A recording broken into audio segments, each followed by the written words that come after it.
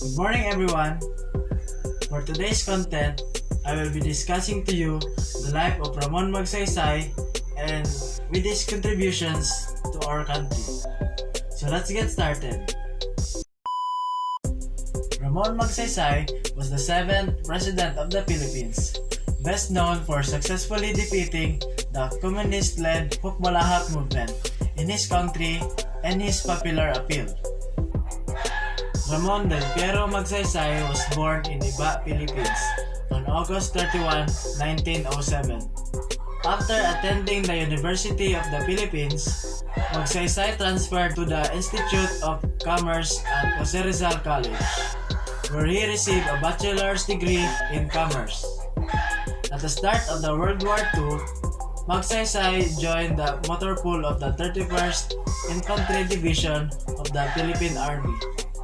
He was promoted to captain. He was involved in clearing the Zambales coast of the Japanese before to the landing of American forces there. Before leading the military reform, Magsaysay was elected to the Philippine House of Representatives in 1946 and was later re-elected to the second term. During both terms, he was chairman of the House National Defense Committee. In the year 1950, Philippines President Elpidio Quirino appointed Magsaysay Secretary of Defense to deal with the threat of hooks or hukbalahaps, whose leader, Luis Tarok, had called to the overthrow of the government. Magsaysay reformed the army, dismissing many officers and emphasizing mobility and adaptability in combat operations against the guerrillas that he had learned in his own guerrilla efforts against the Japanese in World War II. So in this part, we will be talking about his presidency and his achievements. Although Magsaysay was a liberal, the Nacionalista Party backed him for the presidency against Quirino in the 1953 elections, and Magsaysay prevailed.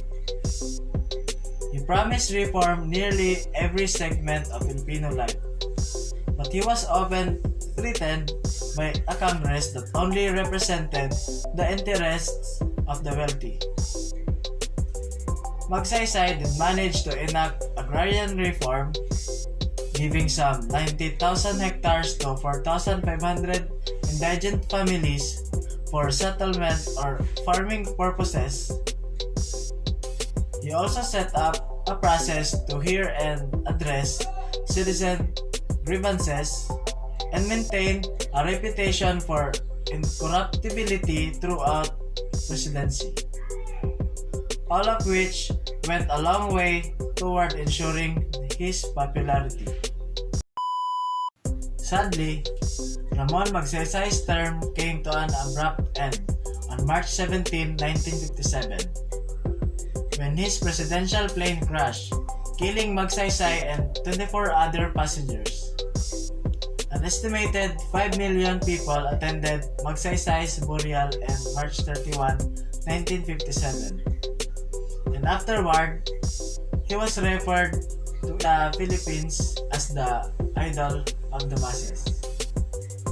In his honor, the Ramon Magsaysay Award, considered Asia's Nobel Prize, was established in 1957.